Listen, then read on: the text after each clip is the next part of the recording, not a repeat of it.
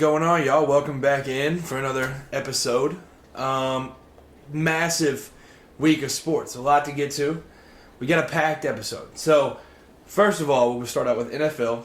Thanksgiving Day, y'all know, always football on. Tends to be the Lions playing, so the Lions hosted the Packers. Felt like they were going to put an end to the streak. It had been 6 straight years prior to this that the Lions had lost on Thanksgiving. And now it's 7. So the Packers upset the Lions, 29-22. Jordan Love looked good.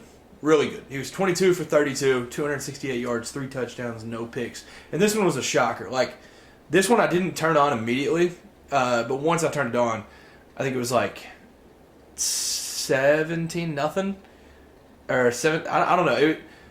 This game wasn't even this close. 29-22 is generous. Not even that close. But like I said, Lions' 7th straight loss on Thanksgiving. Packers could honestly make the playoffs. The way the NFC is shaped out, the Packers could legitimately find a path to the playoffs, which would be crazy. That even in a rebuilding phase, they still make the playoffs. It'd be impressive. But there were some stats going around. This was a crazy, insane stat. Y'all might have seen it. It was on social media. I think I got it off Twitter. Don't remember who posted it, but Aaron Rodgers and Jordan Love through the first 11 games as the true starter of a game. Rodgers, 2,599 passing yards. Jordan Love, 2,599 passing yards. Rodgers, 21 total touchdowns. Love, 21 total touchdowns. So, it's insane, and if that's not good enough, they both started 5 and 6 out of those 11. So, it's freaky, and I'm honestly a huge Jordan Love fan, so I'm really rooting for the guy. But yeah, it just feels like the weapons that he has are actually coming to play. Like Christian Watson is coming into his own. They just they're super young, but they're starting to figure it out, and it's a scary thing if you're in the NFC North because that's kind of the future of the conference. If it goes in the direction that it looks like it might be scary. But they have a big game this week. They'll play the Chiefs, so it'll be a good test at Lambeau too. So and it might be a snow game, so we'll get a good snow game for the first time. Or no, I guess the Broncos had snow when they played the Chiefs, but a good snow. Hopefully, it's a good snow in this one. Also, Thanksgiving, Cowboys beat Commanders. This is the Dolly Parton game. This is everybody knew. Everybody knows this. Dolly was at halftime, which is dirty because Jack Harlow was at halftime of the Lions game, and his setup was terrible. Shout out to Jack, but that was really bad. And then Dolly absolutely killed it. 77 years old. It's crazy. But Cowboys whoop up on the Commanders at home, 45-10. It's one of those games where it was so bad and it was expected to be so bad that the Cowboys put turkey legs in the Salvation Army bucket. So after Dak's 4th touchdown, they ran over there and they all got turkey legs. And yeah, that's bad. That's really bad. You hate to see that if you're a Commanders fan because it's pretty embarrassing. But Deron Bland, a name that we've brought up quite a bit on this podcast, he broke the NFL record in this game. So he broke the record for the most pick sixes in a season, and it's only week 12. So he's got 5 this year. And I'm honestly rooting for him to just get another and just kind of make it unbeatable. I'm here for the records, but the Cowboys are hot. Dak has played lights out the past few weeks. He's just playing great ball, possibly the best football of his career right now. I think they play Thursday, so when this is uploaded, it'll be the day of. I'm excited for the Cowboys. They play the Seahawks, so it'll be a solid defense to play against, but the Cowboys, the season, it's the same as Michigan and Ohio State and Penn State in the Big Ten. It doesn't start till a certain point. The Cowboys season doesn't start to the playoffs. They're going to make the playoffs every year. It depends what you do there. So, they'll make the playoffs. But, yeah, now Dak's playing really good right now. And the 49ers beat the Seahawks 31-13. This was a phenomenal uniform game. That was my first thing. I honestly had no idea that the Seahawks uniforms, in the right lighting, they glow in the dark. So, that was sick. I think it was Jackson Smith and Jigbo when he ran out of the tunnel. The lights hit it a certain way and it glows. And then the 49ers wore their throwbacks. So, Absolutely beautiful. But speaking of Jackson Smith-Njigba, if y'all haven't seen it, his one-handed catch was elite. It was an amazing catch. So that's really the main takeaway. Christian McCaffrey just ran all over them. And that was really the game. 31-13, just domination. And it's kind of like the Seahawks have kind of owned the 49ers under Pete Carroll, but this one was definitely not. And the 49ers are back. They're like the hottest team in the league right now. The first Black Friday game ever. Dolphins beat the Jets 34-13. This was Tim Boyle's first. This was his second start. Might have been his first. I don't remember. I'm getting all sidetracked. But Tim Boyle, Eastern Kentucky, was his college. Absolute legend in the state of Kentucky. It's honestly impressive. He's just been on rosters for so long. But before the half was probably what you just dream of, worst possible moments to have. That was it. The pick six before half was awful. Javon Holland returned it 99 yards. It was literally only the Jets is that going to happen. That was it was kind of it. So yeah, it was rough for him to say the least. And one sad point for the Dolphins, Jalen Phillips injury. So that was another injury on MetLife's turf. So it was voted 2 or 3 weeks ago the worst field in the NFL because of the worst stadium in general because of the field, and it continues to get injuries. So it was sad. It was a non-contact. If y'all didn't see it, it's just it was one of those fluke things. He just took off and then fell, and he's out for the year. So sad to see that, especially with a dude that's that talented and honestly playing really good right now for their defense. So sad to see that for Jalen Phillips. For Sunday's games, we had AFC North, and it was a very AFC North score. Steelers beat Bengals 16-10 in the first game without Matt Canada, and the Steelers offense thrived. They had 421 yards. It was the first time having 400-plus yards in 58 games. They didn't do it once under Matt Canada. It's impressive how bad he was. And people were saying, unlocked Kenny Pickett. So, one, Kenny Pickett threw the ball in the middle of the field, which is impressive. I don't think he realized that was a place. And Pat Freiermuth balled out. He didn't have a touchdown, but I think he had 120 yards. So, what a game from the Steelers offense. It was awesome. Najee played good. So, love to see that. But Jamar, this is a thing that I've brought up multiple times. I don't understand the mouthpiece thing. I don't, mouthpieces have just become, fashion, I guess, now. Keon Coleman for Florida State, he's just been wearing the mouthpieces of the color of the teams he's playing. And, sometimes he just doesn't even have it in. Stephon Diggs never has his in. And then, is it Brian Branch for the Lions? He just puts his in his helmet and sticks out like an antenna. So, I don't understand it. But Jamar, he caught a pass in this game with the mouthpiece in his hand. Just not even near his mouth. So I don't know what a mouthpiece is anymore. I guess it's just not a thing in football. But impressive nonetheless, because it was a great catch, mouthpiece catch. Then the Broncos beat the Browns 29-12, and Myles Garrett got hurt, Amari Cooper got hurt, and DTR got a concussion. So all systems failure, all systems let down on the road at Mile High, and it was a bad trip. But the Broncos, I mentioned Niners' hottest team. The Broncos are technically the hottest team. They have a 5-game win streak, longest in the NFL right now. So Sean Payton, maybe his best coaching this year. So and they could honestly make the playoffs, which is insane after how it started and how it looked like it was going to go. And we had the Eagles hosting the Bills, and it feels like every game for the Bills has been must win because of how they've set themselves up this season. But they balled. They played really well in the first half. I was shocked to see this is the first time Josh Allen and Jalen Hurts has ever played. It makes sense not being in the same conference, but it was just with how much they've been talked about, it just feels like at some point they would have played. But yeah, the first matchup between Josh Allen and Jalen Hurts, and it delivered the first game in NFL history where opposing QBs had multiple passing touchdowns and multiple rushing touchdowns.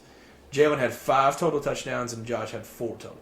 So it was electric. It was an amazing watch. The Bills led by 10 at half, and they had outgained the Eagles by 177 yards in the first half.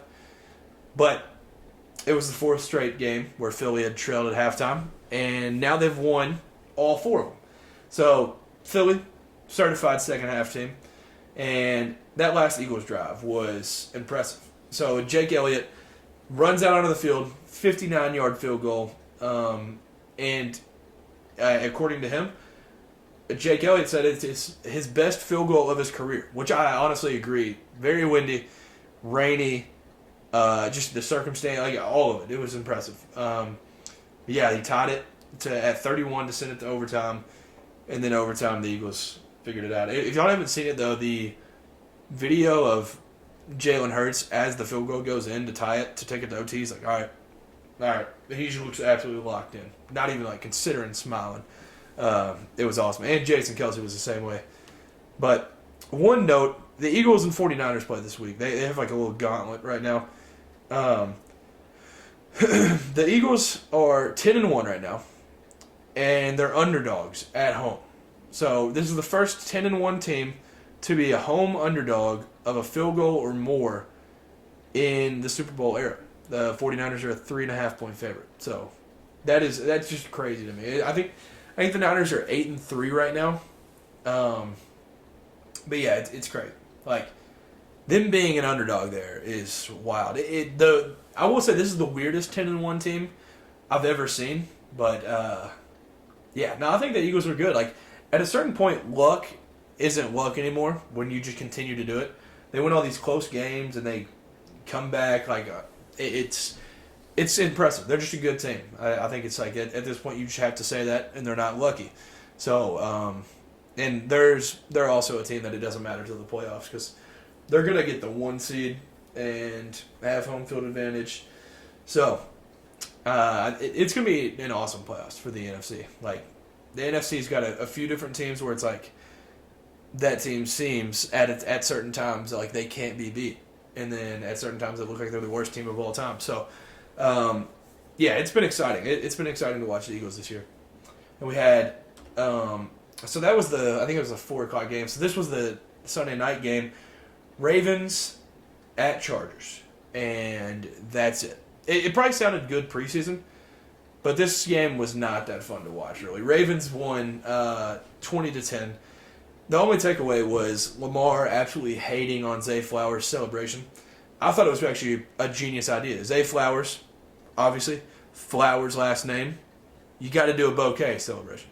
So he did the bouquet celebration, took the ball, threw it over his head, and then Lamar said that was ASS. So, not a fan. He was not a fan of the Silly by Zay Flowers, but I liked it. Respect to Zay. And then Monday night, we had the most. You really got to like football to watch that game. That just, I guess it's kind of like this game was if you had Iowa football on arcade mode on Madden, because this was like absolute just turnovers. And I mean, this game gave us 1 touchdown, 6 combined turnovers. The Bears beat the Vikings 12-10. The Bears did not score a touchdown and won. And teams were 0-28 this season before that. So it was the first win without a touchdown for the Bears since 1993. So it had been a minute. And Matt Eberflus, first win against an NFC North opponent. So maybe the Matt Eberflus era starts now. Maybe a little late. But I think it is funny that Ryan Poles, I've always liked him. I've just watched like interviews with him and stuff. I just think it's funny that like I guess it was when he took over in the GM, he had said, like, we're going to take the North and not give it back. And it took this long just to win a division game. So, maybe now. Maybe they get hot now. I don't know. But Justin Fields, 3rd game-winning drive of his career. And he actually played good. Like, Josh Dobbs had, like, 4 turnovers. So, that's where the turnovers came in. But Justin Fields fumbled twice at two very, very bad times to fumble. So, yeah, it was tough. It was brutal. So getting into college football, Week 13, rivalry week. Absolutely loved it. So, during the last week of Big Ten West football ever existing, the lowest over-under was set once again. Shocker. So, it was like set 35 times this year, it felt like. Iowa versus Nebraska had an over-under of 24.5. That will be a while before that gets beat. And the under still hit. So, Iowa won 13-10. It's unreal. It doesn't even make me mad, but I can completely understand why people get so upset with Iowa football because they're 10-2. They'll probably just make the playoff every year once it goes to 12 teams.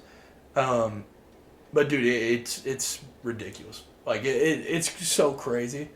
They should have won that. Was it Minnesota? I think that ended up beating them. So they should have been 11-1, which is crazy. But yeah, Iowa football, a thing of beauty. So first we had the Egg Bowl on Thanksgiving. I predicted a Ole Miss kind of blowout, and we didn't really get it. So Ole Miss won 17-7. Mississippi State needed this win to make bowl eligibility, and they did not get it. So Ole Miss, they went 10-2 this year. It was their second 10-win season in Ole Miss history. But this game did start out electric. So you get the cowbells, obviously, every home game. But Mississippi State's interim head coach, Greg Knox, his entrance, he drove in on a four-wheeler in front of the team. It rocked. And then once they got in, he was riding real slow and stuff. And then once they got past it, he just absolutely hauled to the 50. It was amazing. So shout out Greg Knox. But yeah, this game was just defensive. It just felt like the past couple of years, Mississippi State could be really bad, and then they just controlled this game. It just blows my mind. But, first Egg Bowl without the legend, Mike Leach. Lane Kiffin gave a shout-out to him. So, he was able to win his last one. So, Mike Leach got it done last year. But, this game was just defense. Neither offense, ever got going. And there was, I don't even remember when the first touchdown was. It felt like it was 0-0 for a long time. And then there was a touchdown. It got called back. And then it felt like even longer until there was another one. So it was crazy. But the Egg Bowl always delivers. It's awesome. I love the Egg Bowl. Then we had the Governor's Cup. My favorite, Kentucky at number 10, Louisville. I predicted Kentucky to win by 7. I said 27-20. And the Cats got the dub, 38-31, in front of Louisville's biggest attendance in program history. So, no better time to do it than in front of their biggest crowd ever. It was also the first road win over an opponent ranked in the top 10 of the AP poll since October 1st, 1977. So, history was made during this one. And the biggest takeaway from this game, we had 0 penalties. It was crazy. It was the first time we had 0 penalties in a road game since October 17th, 2009 at Auburn. That was really the takeaway. You can't even, Louisville players, even, I know a few of the Louisville guys, and, they tried to, say, it was, home cooking for us, and it was, SEC refs and stuff. It was dude, it's on your home field. And there wasn't really a time that, there was something blatant that should have been called. It was a clean game from our defense. Offense was sound. So, it was a great game. And I feel like this being at the same time as the Ohio State-Michigan game, kind of sucked because not as many people got to see it. But the people that did watch it or had, multiple TV setups or whatever, you could tell. They loved it. Twitter and all these message boards and stuff love this game. This game was electric, and it's starting to get publicity because of how much we hate each other. I heard a podcast saying that we've just dominated this series because we just hate them more. Yeah, I'll take it. I don't remember. I'd shout out the podcast if I can remember the name. But one guy described it as Louisville has this great year, and it's comparing it to they got a new car, and then Kentucky comes in and they're just all right, I'm going to key it. which is a good representation of it. So, yeah, no, it was awesome. I think we're 3-0 against the top 10, or top 15, top whatever, Louisville team in this century. So, yeah, it was. This game was one of my favorite games we've ever had, probably. And Ray Davis in this one set the record for the most touchdowns scored in Kentucky history by a running back. He had 3 touchdowns in this game, put him at 20 for the season. So, record breaking. And he also already declared for the draft, as expected. But yeah, this game, 127 yards. It was awesome. He played amazing. And also Ray Davis is one of 3 players in SEC history to have 7 or more receiving touchdowns and 7 or more rushing touchdowns in the same season. He's with a pretty elite company. Ray Davis, Najee Harris, and Percy Harvin are the 3. So, what a year. What a year for Ray. And it wasn't necessarily expected, but we knew he was good coming in. We didn't know it was going to be like this. This was an unbelievable season. One of the best that I can remember. We've been spoiled with running backs, so you can't really compare out of these recent guys, but he was what we needed this year. Without him, this would have been a disaster. But the Barryon Brown kick return was awesome. If y'all didn't see it, I believe it was when we were down 24-14 in the third. It kind of looked like it was over, and then he just returned one. So it was his third, and that tied for the school record in a career. So next year, he'll probably end up beating it. He's had 2 called back, so kind of feel bad for him for that. But honestly, probably the most crucial and game-changing play from this game was from Kamari Anderson, a true freshman that hadn't played the entire year. And it was on a 3rd and 10. It was a little drag route, and then he went and hurdled a DB to get the first down instead of just making it 4th down, 4th and 1 or whatever. He went and hurdled the DB, got the first. It was amazing. It was awesome to see. And speaking of Ray Davis, he, after his last touchdown, I think it was his last one, he went straight to where Jack Harlow was and tried to find him. And he was like, "Where's Jack Harlow?" And then there's a picture that's out, y'all can find it on Twitter or something, of him just doing the L's down right in Jack Harlow's face. It is electric. That was awesome. I mean, Jack Harlow flicked off our fans throughout the game. Yeah, that was amazing. It was the coolest thing. And shout out to the guy. There was a Kentucky fan in the middle of the Louisville student section by himself, and he was throwing L's down, did not care. It was awesome. That dude is an absolute legend. The king of Kentucky. It was great. 5th straight win over Louisville. And they were ranked last year. In 2016, they were number 11. We beat them at home in 2016 with a Heisman winner, Lamar Jackson. So we really just own these dudes. They haven't beat us since 2017. This rivalry, we're Louisville's dad. It's simple. We are Louisville's dad. We own Louisville. That's how it is. The Governor's Cup starting to collect dust. It's just been staying in the same place. We own the rivalry now. It's amazing. And then basketball is not even close. So there's really nothing to hang your hat on if you're a Louisville fan. It's kind of sad. It's really sad that some Louisville fans went out of their way to text me and say that we're just chasing rings. Y'all are worried about this little Governor's Cup, and it just proves how weak the ACC is. ACC is just a sorry conference in football, and especially when you have the schedule that Louisville had. Louisville had the worst strength of schedule in all of Power 5, and it showed. Mickey Mouse run to the conference championship, and of course, they're going to end up playing good in this conference championship or even win because it's a backup quarterback, new style of play for the team. The ACC is just really, really bad. A 6-5 SEC team just beat a 10-1 ACC team on their home field. What does that say about your conference? I don't see what Louisville fans don't see about that you should be really embarrassed over that. So yeah, congrats on your good season, but we spoiled it, just like we do every year. I guess a good year. Maybe it'll be a good year when y'all beat Kentucky. Kentucky just owns Louisville. It's simple. But J.J. Weaver, this was the highlight of the game. He won MVP in his hometown. He's from Louisville.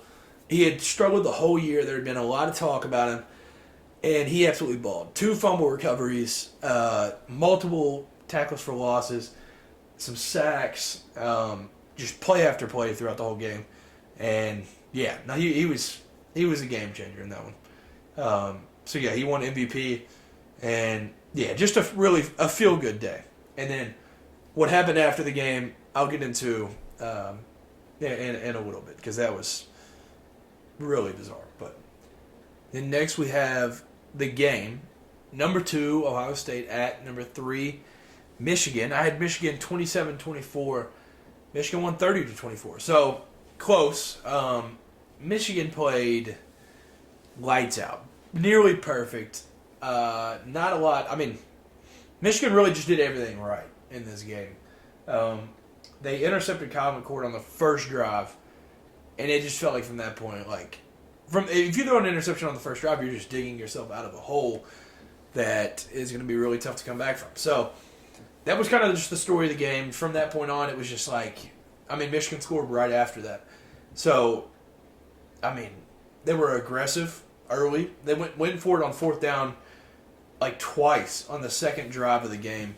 And I mean, Michigan, like, I don't know who's like, I guess it'd be like a coordinator or something, but like Michigan brought in the stuff that like is very, very smart, because like teams don't prepare for. Like when Alex Orji went in, I think he went in 2 separate times and ran the ball both times, and the first one went for like 35 or something. Like this is just the stuff that like it seems so simple in hindsight, but like going into it, like you're like Ohio State can't prepare for that. Like you just don't think to prepare for that. And so that was just kind of like Michigan was just well coached in this one. Blake the Great Corum in Gus Johnson's new nickname. 2 touchdowns for the man, 88 yards, great game from him. Blake Corum is crazy. He's just so good at football. But yeah, the last drive, that Michigan, like Ohio State driving, and Michigan picks it, crowd goes wild, whatever. That was like, people were trying to fault Kyle McCord for that one. Like, he got hit as he threw that. Like, he just didn't, like, he's also trying to force it into a window that's not necessarily there. But, like, you can't blame the guy for that. Like, that was, like, that gets you in field goal range. I mean, well, with the time, like, they obviously got to score. But, like, that would have got you extremely close, is my point. So, like, can't blame the guy for it. He got hit as he threw, so he wasn't able to get enough on it. I think it would have been completed if he just didn't get hit as he threw it. But, I mean, that was just kind of the story of the game. Like, Michigan just did all the little things right throughout the game. And, yeah, Roman Wilson after the game, I don't remember what the question was. It was like, are they tougher than you? And he was like, no. You got these guys that wear their Louis V, which he's obviously talking about Marvin Harrison wearing the Louis V. He's like, got guys wearing Louis V, but when he comes out on the field, I watch the film when we play, you're just soft and like all this stuff. And I was like, hey, big talk from a dude that had 36 yards. Roman Wilson had 36 yards, and Marvin Harrison had, I think, 118. And I mean, like, Marvin Harrison is just great. Like, he's so good. The early go ball that, like, or it was a back shoulder that Kyle McCord threw, like, super early. So by the time he had turned around, Marvin Harrison had to, like, just adjust his entire body and catch it. And, like, there's not many guys that are making that catch. Like, that was crazy. Marvin Harrison is just elite. But, yeah, it's just bold comments from Roman Wilson. I love, like, both Michigan and Ohio State from, like, an outsider perspective. But, like, don't say that. Like, that's just gonna... Marvin Harrison's going top 3 in the NFL draft. Like, I don't know what you're trying to gain from that.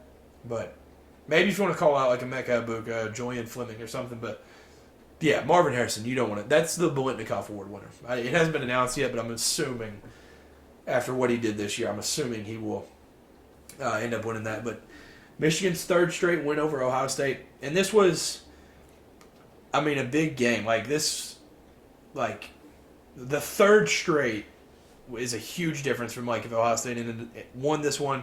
Because like my entire life, Ohio State has owned Michigan, and that's just kind of been the story. And now I feel like the third straight kind of flipped it because it's not even like Ohio State can really use the like cheating card anymore because they've just been like outmanned. And I think Ohio State has like recruited certain guys that have made differences in this game. But I agree with what Kirk Herbstreit said about this.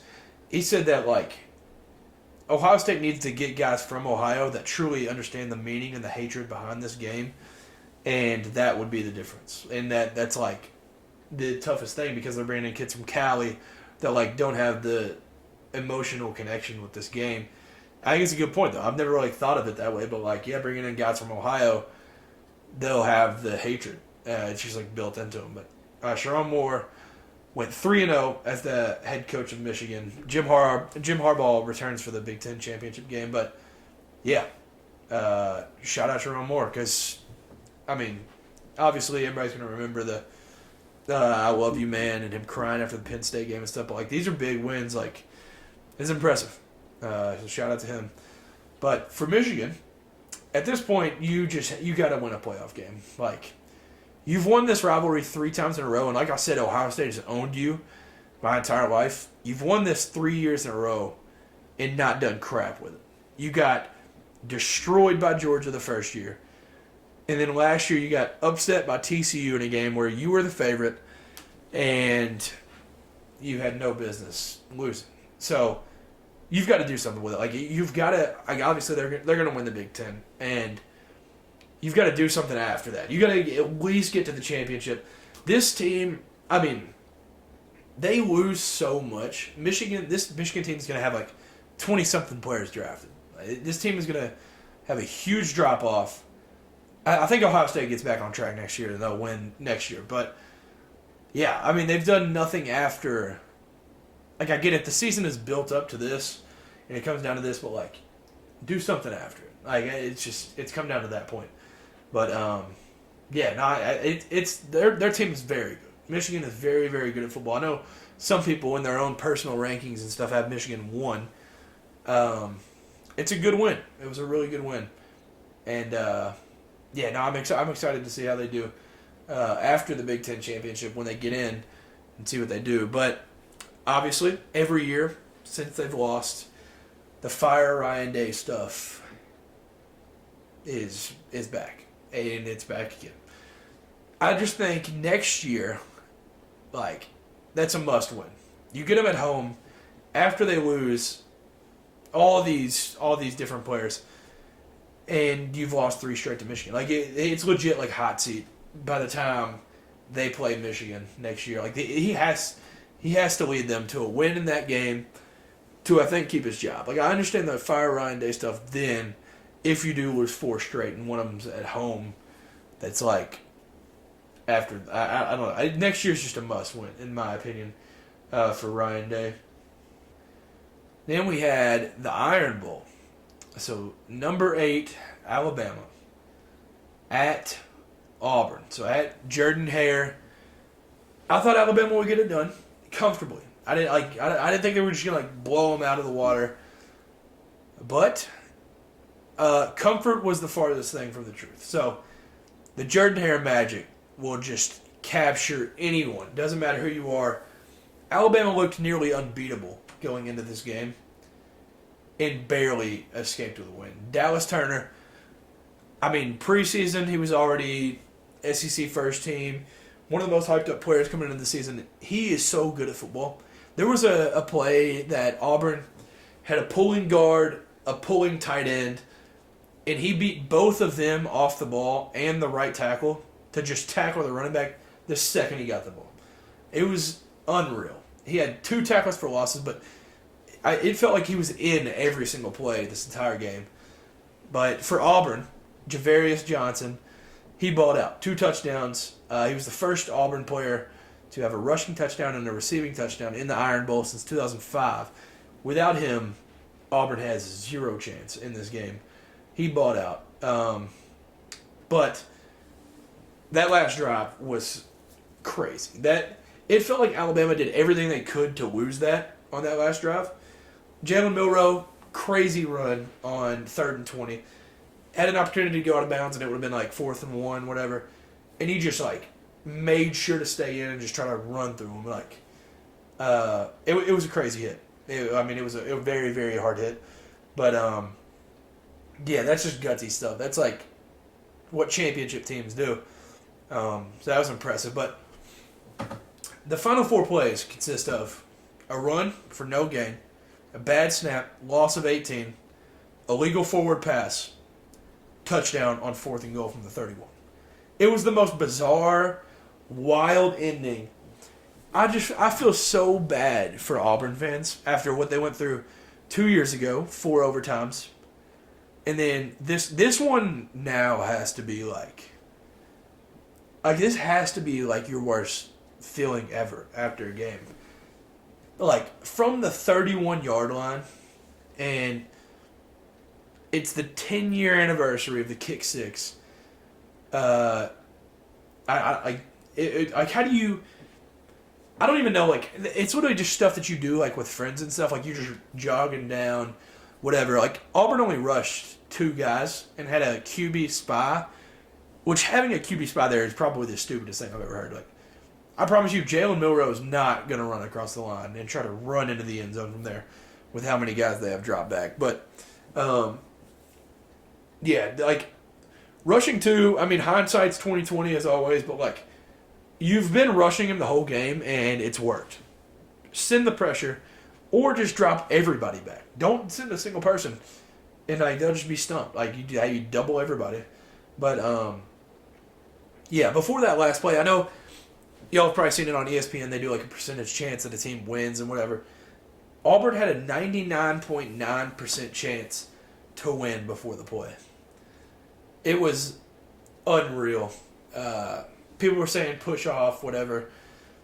I mean, just don't let that happen. Like, it's simple. And I don't know how you allow a one-on-one right there. Isaiah Bond just made a great catch. And, yeah, I mean, Gary Danielson said it best. We think we've seen it all, and then something else happens. Like, it was crazy. And the play call after the game, they said it's called the Grave Digger, so that was awesome. But, yeah, that play, I mean, Milroe just had way too much time. Like I said, they dropped 8, rushed 2, had a QB spy. Like, yeah, that's questionable, whatever. But, like, he can't have that. Like, he had so much time. He had all the time in the world. But Jalen Milroe, after the game, he just said, give me the Heisman. Give me that mother effer. I don't know if he knows how the Heisman works. He's not going to get it. But you can't blame him for being hyped up at that moment. Like, that moment had to feel...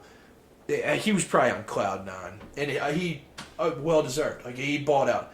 16 for 24, 259 yards, 2 passing touchdowns, and 107 rushing yards. Like, it was an elite performance from Jalen Milroe. It was everything that he was hyped up with the potential to be in the offseason. That game right there is exactly what it, like, they don't have a chance in that game with a Tyler Buckner or Ty Simpson. That game was won by Jalen Milroe. So that was a phenomenal performance by him. Then we had the Sunshine Showdown, the battle for the Malala Trophy. Florida State at Florida. I had Florida State by a field goal, so I had a feeling it would be close. And 24-15 was the final, and it was honestly closer than that. We had both backup quarterbacks in this one. So we had Max Brown for Florida and Tate Rodemaker for Florida State. Florida honestly should have won this game. They did everything in their power to lose it, it felt like. But Max Brown, I mean, early, he made some throws. That dude was balling. He came to play, but Tate Rodemaker, dude's a dog.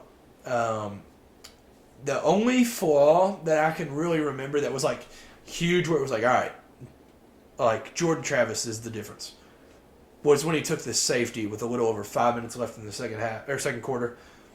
That was stupid. That was like the only thing you can't let happen there is that. But Jared Verse, I think he was projected first round last year, returned. He was dominant. He was one of the best players all week of college football. 6 tackles, 2.5 sacks, 3 tackles for loss. So, great game from him. But the play of the game, Florida has nearly a tradition of just figuring out the best way to throw a game away when you have a really good thing going. Marco Wilson, the LSU throwing the shoe. And in this one, 3rd and 14 with 3:57 left. Florida State's up 2, 17-15. Tate Rodemaker scrambles. 2 or 3 yards before the line of scrimmage, 2 Florida players just dive at him as he's sliding. Like, everything in the book could have been called. Targeting, late hits, hit on the sliding quarterback, defenseless pay, like anything. Targeting was called. It was the stupidest thing. Like, they need to win to make a ball game. And, like, it was so... I could not believe how stupid that was.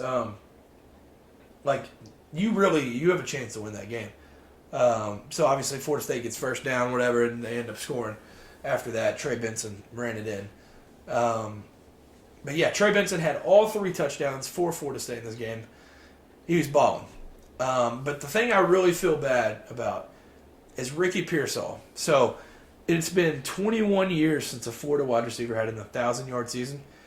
Ricky Pearsall is finishing the season with 965.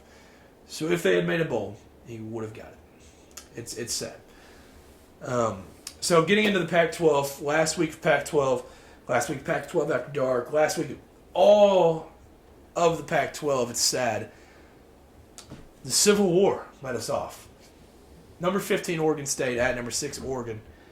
First played in 1894. Now, last time being played in the same conference. So they've said this one probably won't keep going. I hope they figure out how to keep this one going. Since 1894, it's crazy. But I thought Oregon would kind of handle this. I said 41-28 in this one, and Oregon won 31-7. So it was handled. Like, Oregon, that defense is crazy. So Oregon, the defense, is just played lights out. And I mean, turnovers, back-to-back, like, all these different crazy plays. It was a good battle early. Then Oregon pulled away. They just pulled away in, I guess, the second quarter, really, was where the big difference was made. But Bo made his case for the Heisman Trophy. So right before the half, throw it to Troy Franklin, across the field. It was so impressive. It was very impressive. Troy Franklin on that touchdown, he set the new school record for the most touchdowns in a career with 25. Troy Franklin and Tez Johnson have grown into this duo that's just crazy. They combined in this game for 20 catches, 265 yards. So there was a picture after the game. I'll throw that up on the screen.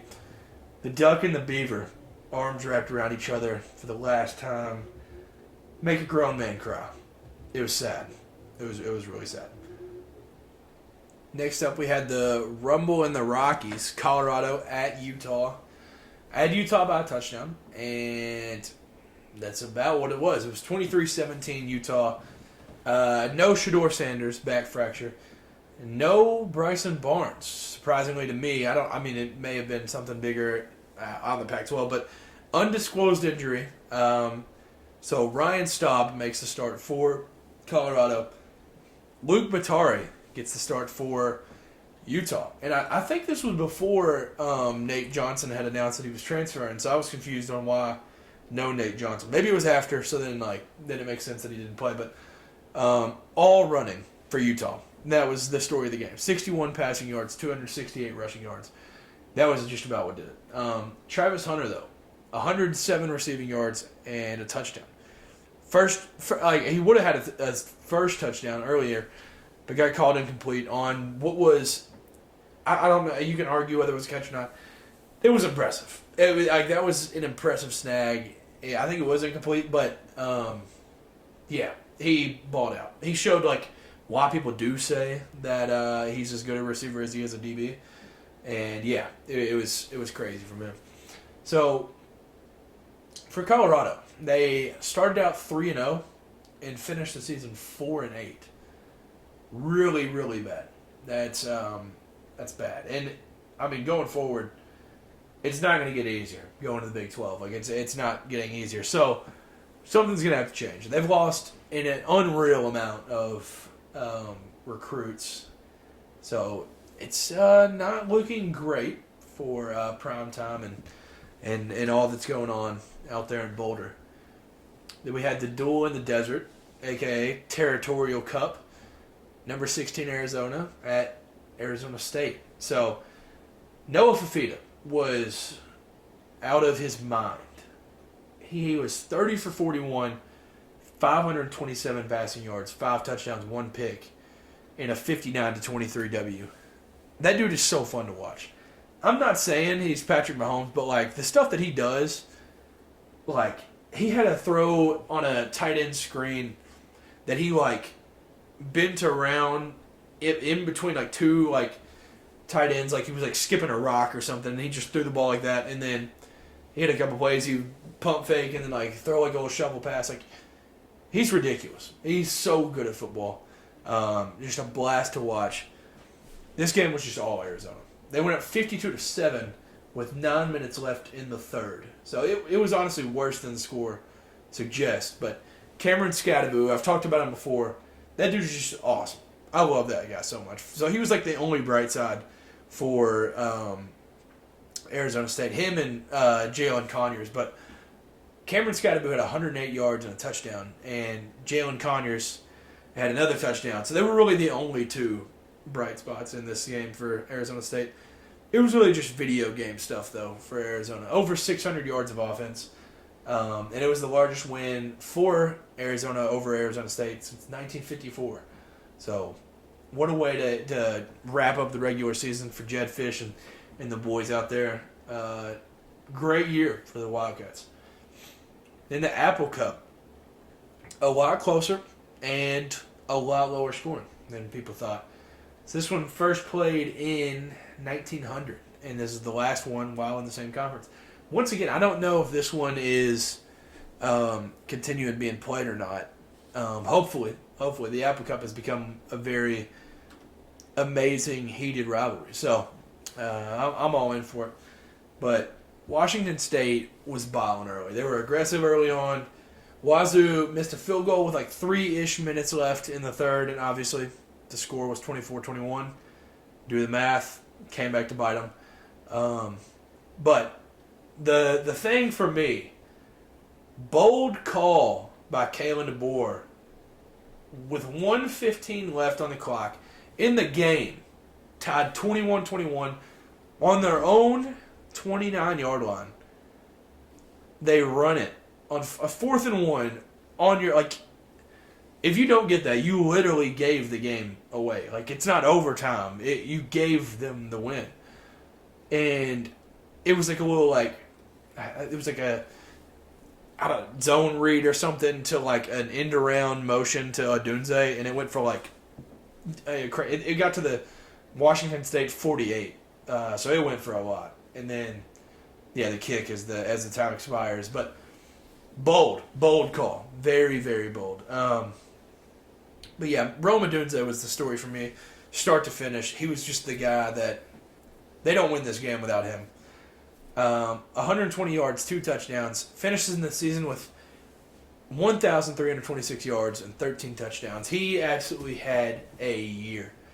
After the game, Kalen DeBoer calls up Grady Gross, the guy that hit the game-winning field goal, called him up in front of the whole team, and gave him a scholarship. A little bit cringy, not going to lie. He was like, I'm grateful for Grady Gross, because it's around Thanksgiving or whatever. He's like, I'm grateful for Grady Gross. And he's like, I hope Grady Gross is thankful for his scholarship, or grateful for his scholarship. I was like, all right. I mean, I don't know what they're going to do there if they lost. Like, I don't know if that was still going to happen, which is sad. But, yeah, for Washington, first 12-0 start in school history. So, yeah, great times up there in the Northwest. And then we had the battle for the Legends Trophy. Number 17, Notre Dame at Stanford. Notre Dame, I predicted them to win big. They did. 56-23. But Stanford, for the first time, wearing a script helmet. So it was red. It was like a matte red with a white script Stanford. Looked sick, but I honestly wish they didn't wear it for this game because it's such a classic rivalry.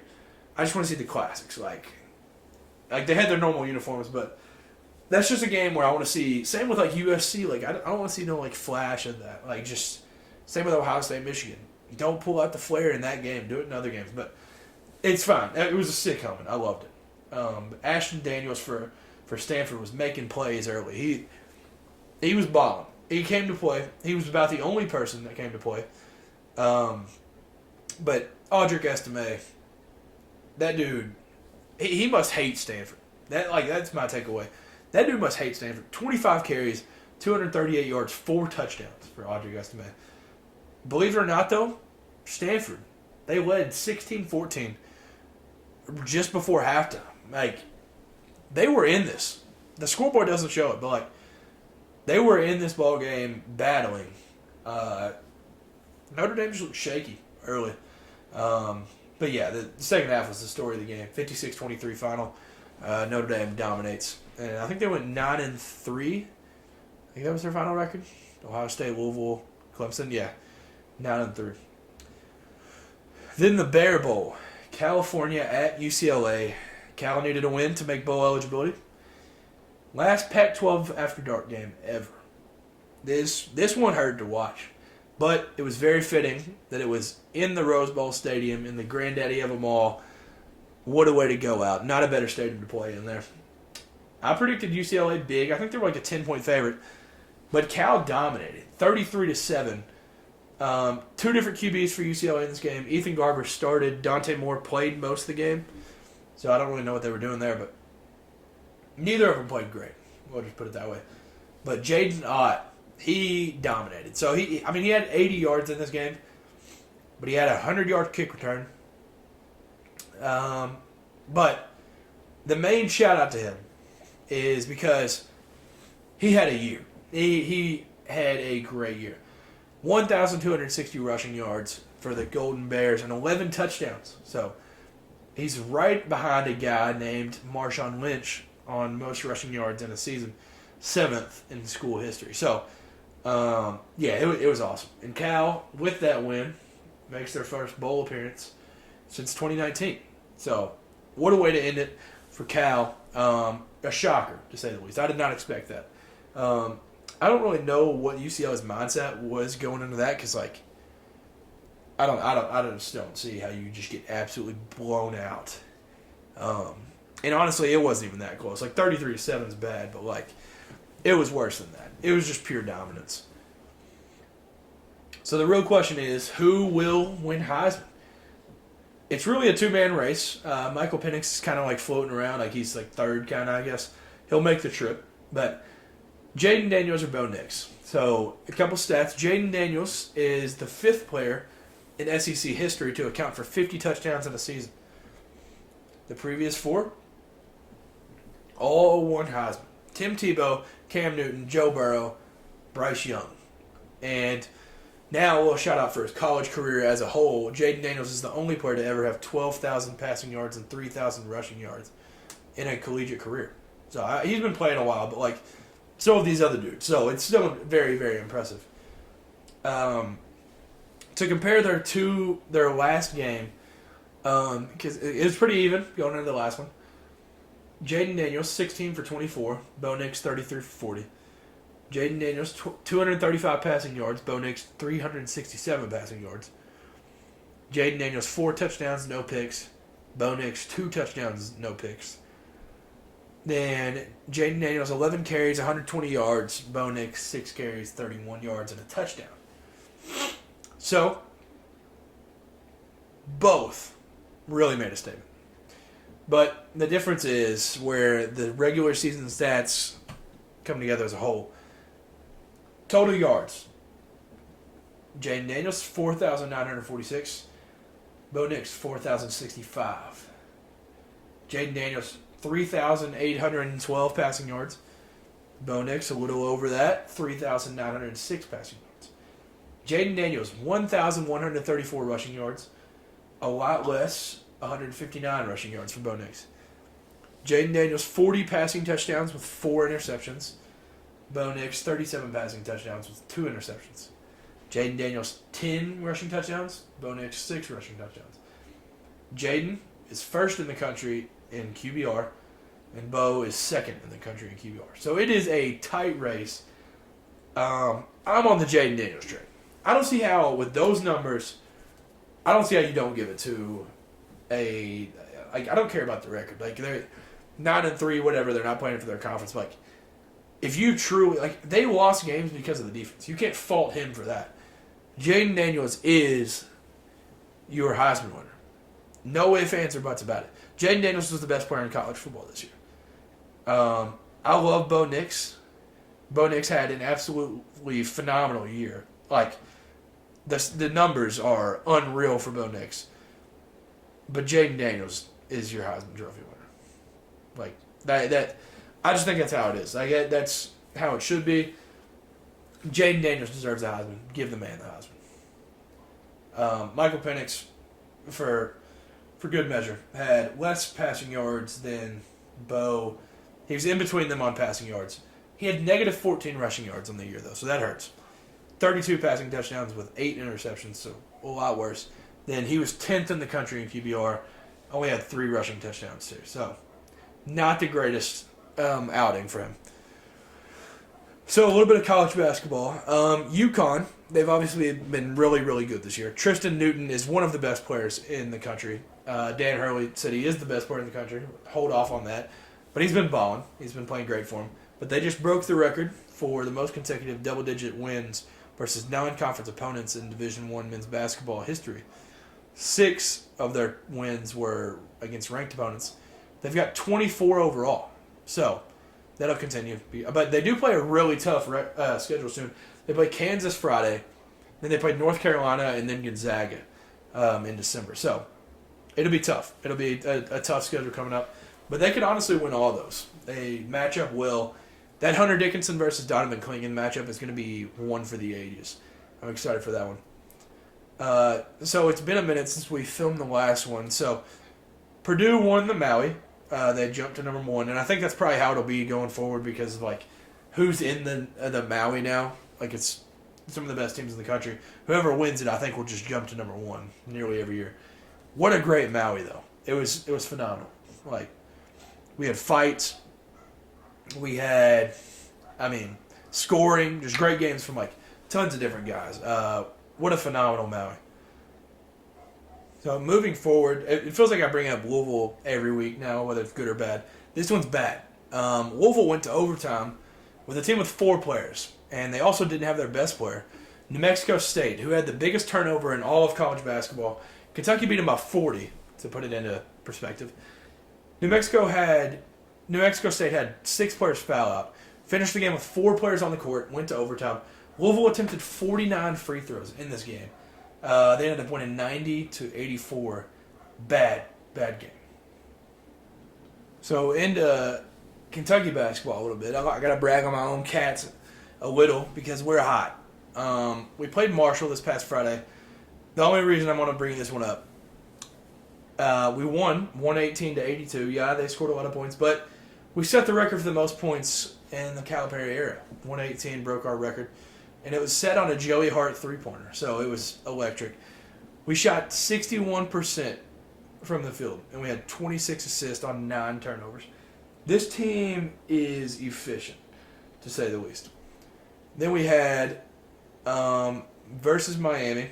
First time ever that John Calipari and Jim Larinaga have coached against each other, which I thought, that was shocking. That was crazy to me. Cats absolutely dominated. 95-73, and that doesn't even do it justice. This game was absolute dominance.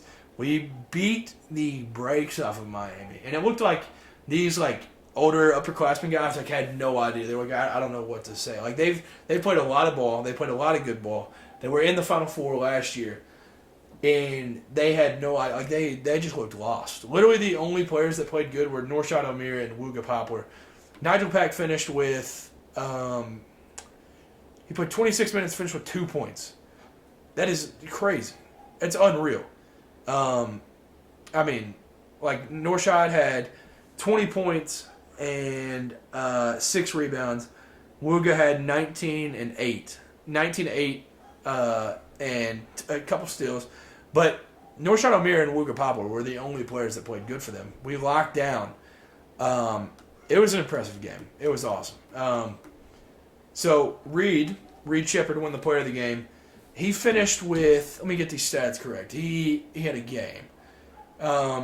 He played 30 minutes, had 21 points, 4 assists, 5 rebounds, 3 steals, 1 block, 1 turnover. So this is a crazy stat here from John Rothstein. Shout out to John Rothstein, absolute legend. If you're a college basketball fan and you don't follow him, you're not a real fan. So he tweeted, Kentucky is plus 17.36 with Reed Shepherd on the floor this season.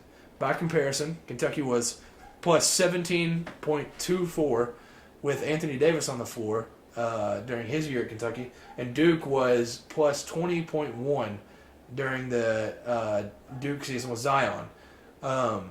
So he's literally playing unreal right now. Reed and Rob have been a duo that is unexpected but elite. So Reed, obviously that stat's crazy, whatever. Like, Rob is leading the SEC in assists.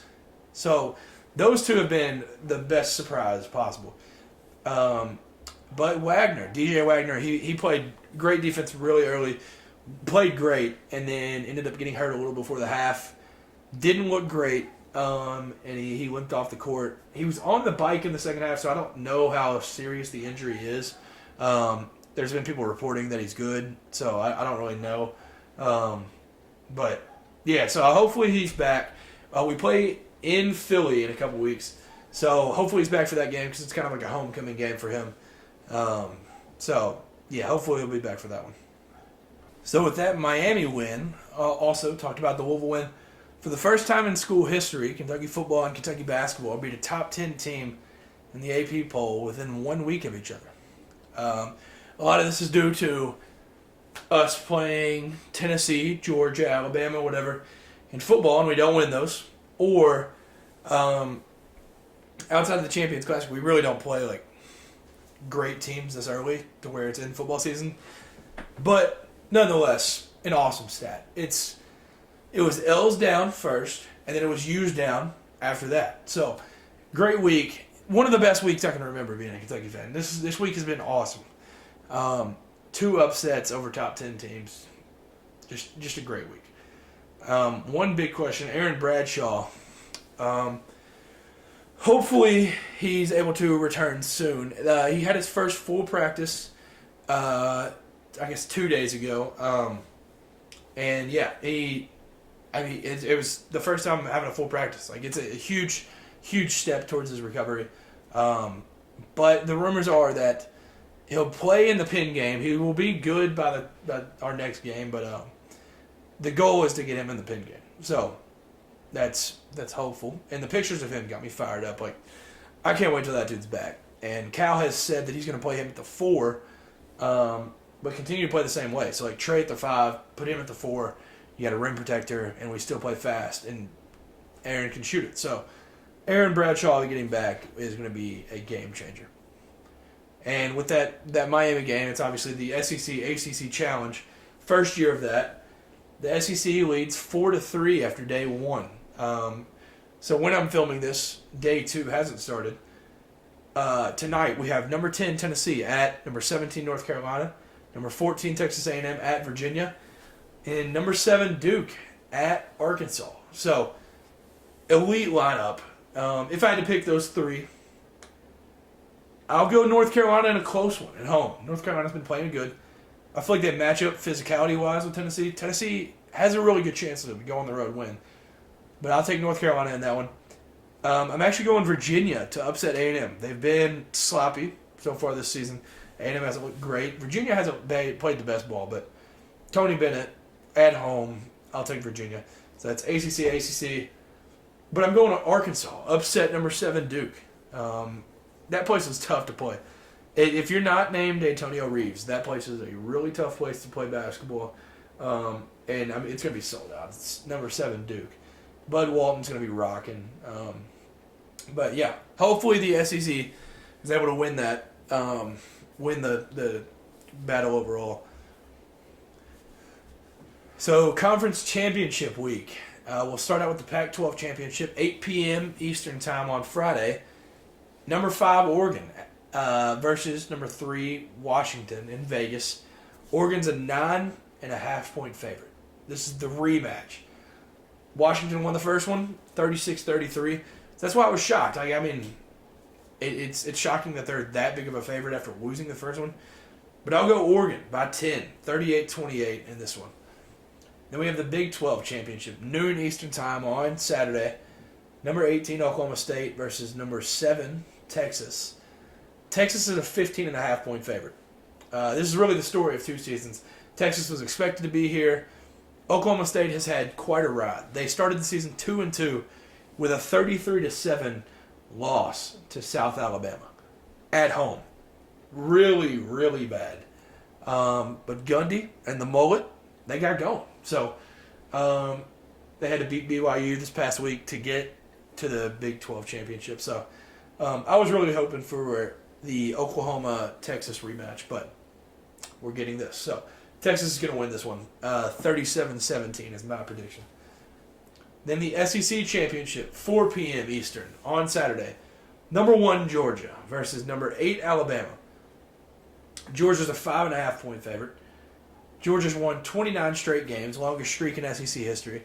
First team to ever start 12-0 in 3 straight seasons.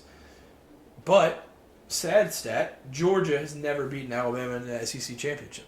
So, shout out to Connor O'Gara, whatever his name is. Shout out to him on Twitter or X. He tweeted, Alabama, they lost the 2008 SEC championship to the eventual national champ, Florida. Since then, Alabama in the city of Atlanta has gone 16-0, gone 8-0 versus top 10 teams, gone 7-0 versus top 5 teams, won 12 of their 16 games by double digits. So Alabama and Atlanta is a team that you don't want to play. But it's Georgia on the other side. So this game is going to be amazing. I can't wait for this game. Alabama, they seem to have the hype and momentum. A lot of people are picking this to be an upset. So, I mean, we'll see. They might be the hottest team in the country. It's just that Auburn game throws me off a little bit. But when you got a running quarterback like Jalen Milroe, you got a chance. And Kirby Smart agrees with that. His comments on Jalen Milroe today. No offense to Tim Tebow, but this guy is just different. This guy is a bigger, physical version of Lamar Jackson. Yeah, that's a good way to describe it. Jalen, once he turns upfield, there's not a faster human in the world. I'm convinced of that. But with all that being said, Kirby could figure out how to motivate any human in the world. Kirby does not need any added motivation. Kirby Smart with a chip on his shoulder and something to motivate his team is a scary thing. And that's why I'm picking Georgia. 37-30. They go into the playoff number 1.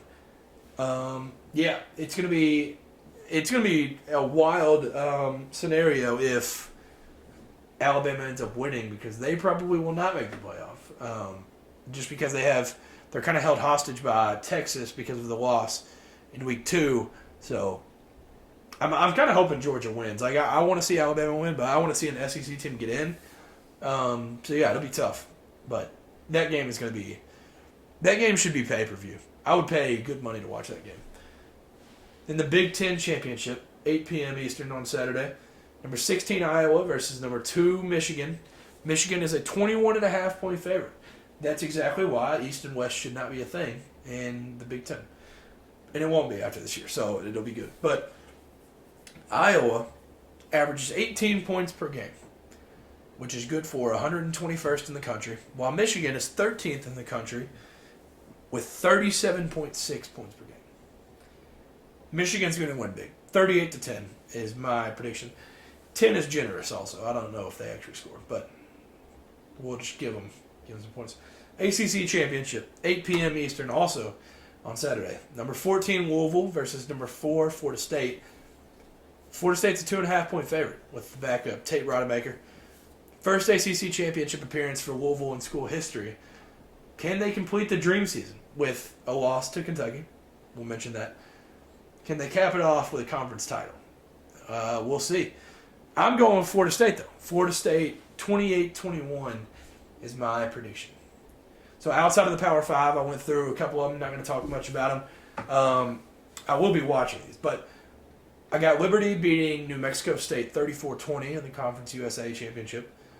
In the AAC Championship, I got Tulane beating SMU 27-24. In the Sun Belt Conference, I got Troy beating App State 31-21. And then in the MAC, I've got Miami upsetting Toledo 24-17. So that's my predictions for the Division I Conference Championships. So to wrap this up, we got some college football movement already because, I mean, when it's like this, the way that it is with the transfer portal and NIL and all this different stuff, you got to get a coach right away because you got to recruit your players back and you got to recruit players from other schools to come and you got to move quick. The big question was, who is A&M going to hire? When they mentioned it on game day that Mark Stoops was a big candidate, I was like, there's actually no way. They would be stupid to do that. Mark Stoops can go 7-5 at Kentucky, and we will be fine.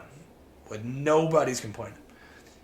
You do 7-5 at A&M, and I mean, he's gone. And I just think it would be stupid to go after Mark Stoops when there's these other names out there. He's older. He's going to retire within a few years. I just thought there was no way. And then right after the game, the buzz picked up big time. It ultimately became the craziest day in Kentucky football history. So it came out at about it was during the Florida State game, probably 9 or 10, that Mark Stoops, barring a huge collapse, was going to be the next head coach at Texas A&M. And my heart dropped. I was like, wow, this is actually happening. But then, a couple hours later, Matt Jones of Kentucky Sports Radio tweets, he was at a dinner with the other coaches, and he says Mark Stoops is going to remain the head coach at the University of Kentucky. So that brought all the speculation needed. Apparently, if we had not beaten number 10 Louisville, things could have played out differently. So that's something. But Feinbaum has one opinion that's different from Matt Jones. So Feinbaum says A&M had kind of flirted with the offer. They both flirted with it, whatever. And then their fans did enough to where they said, no, we don't want Stoops. So then they turned down Stoops. But Matt Jones, who was with Vince Marrow, who was with the other coaches, he says Stoops highly considered, and there was mutual agreement to not go forward. So A&M agreed because of the fans, Stoops because of the coaches. Because the coaches, the rumor is from Matt and what he believes happened, is that he brought up the idea to these coaches that he's trying to, he's thinking about this job, whatever, and these coaches were not going to just up and leave and move to College Station and all this, right away. Because it's going to happen. He's going to get announced Sunday morning. And so that kind of, it hit him, and he was like, he'd be leaving for the same amount of money. There's little stuff that he has with Kentucky. He has a bourbon company that is very, very, very successful. That is gone if you go to A&M. That's non-existent. So I think he just sat down and had a realization of, he's putting a lot of stuff at risk if he goes there. And so they both mutually agreed to not go on with it. So that's kind of what I believe, especially with Matt Jones being with the other coaches of Kentucky. And he's very close with Stoops. So I think that could be just from the source. But so I'm going to stick with what Matt Jones says. I'm going to go with they probably both considered it, but it was kind of mutual, and they turned it down. But The next morning, Mike Elko, the guy that I wanted them to hire, gets hired by A&M. I called that one before it happened. But at what cost? Because Mike Elko is a near exact replica of Mark Stoops with less on his resume. So Stoops has been doing 7-5, 8-4 with a couple 10-win seasons sprinkled in for 10 years. Elko's done that for 2 years. The only difference is Elko coached at A&M. He was the DC there from 2018 to 2021. So there's already a connection. So yeah, that's good. But Elko will be getting paid less than what Stoops is getting paid. So Stoops has got $56 million guaranteed. Elko's got $14 million guaranteed. So can't blame Stoops there. But there's a lot of pressure on Elko. There's some type of incentive if he makes the playoff. Like 7-5 ain't gonna cut it. I don't know why A&M thinks that they're like Alabama and they have to be like 10-2 when they've never been 10-2. But they have those standards, and you're not going to change it. So, gig them.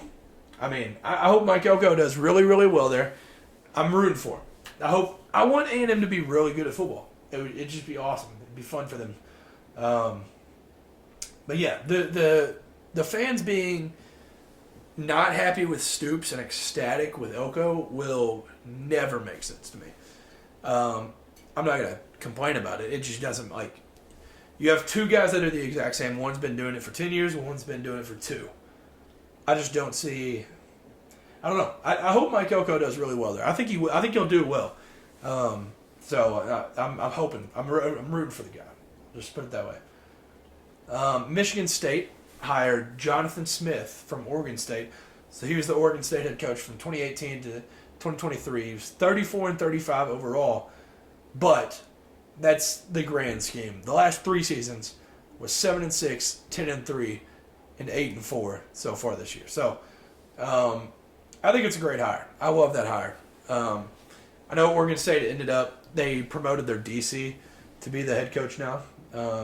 So they'll probably have some guys transfer and stuff. But yeah, no, that's a great hire. That's a really good hire. And I think a good perspective of that one is Oregon State was the little brother in the state already. So if you're the little brother in one state, why not go be the little brother in another state? But I just think Michigan State, like, that's a respectable, good hire to take a chance on. And it's an upgrade of a job going to the Big Ten. So with the unknown of what can happen at Oregon State soon, I think it's just good for both parties there. And then Mississippi State hired Jeff Lebby, the OC from Oklahoma. First head coaching job for Jeff Lebby. Was the OC and QB coach at multiple schools before this, but I love the hire. And I just think it is funny that everybody freaks out, but like, you got to get these dudes in quick. Like I said before, you got to recruit these guys back, and you got to recruit guys from the portal quick. So Jeff Lebby, I feel like it was a really good option for them, and they want to get back to being able to score, which Zach Arnett was not able to accomplish. But yeah, I like it. I like the hire. I like all these hires for different reasons. But yeah, the Stoops thing, that was one of the wildest things ever. But for the playoff, man, it's going to be interesting. I want to say this is probably the longest we've gone in a season where there's 4 undefeated teams with Georgia, Michigan, Florida State, Washington. So, like, at this point, it's obvious just win and you're in. So, if the 4 undefeated teams just win, the most likely scenario is obviously the favorites to win, which would mean Georgia stays at 1, Michigan stays at 2, Florida State stays at 3, and then Oregon beats Washington. Oregon goes to 4 as they're at 5 now. That's the most likely scenario, obviously, but it could really become chaos because there's literally 8 teams that can possibly make it from Georgia to Alabama. All of those teams could be in, and they all have a case for it. So I just think it's like really, really, really interesting. This is one of the most chaotic playoff races I can remember, paired with one of the most like questionable Heisman races. Like usually you'll know the Heisman before this regular season's over. And this one it's like, who knows? So obviously Bo Nix, he has the conference title that he can just throw some more stats on for him, which can happen. But yeah, the chaos, we could end up with 2 SEC teams in, or no SEC teams in, or 1. But the one thing is, if Texas wins, Alabama probably ain't getting it. That's the issue. So, for Alabama fans, I hate it for you. You are better than Texas. Alabama is a better football team than Texas right now, but games matter. So you got to give the respect to Texas for beating you on your home field. So, yeah, it just makes it tough. But speaking of Texas, we did get our first Arch Manning in that Texas Tech game this past weekend. So that was electric. But I guess that'll just about do it for this episode. So big weekend coming up. College basketball is on fire right now too. So thank you all for tuning in to yet again another podcast. Let me know who your all's picks are for the conference championships. Mainly the Power 5 ones. Because those, other than like the Michigan one, those can all go. It can all just be chaos. So thank you all for tuning in. Have a great rest of the week. Be safe and peace.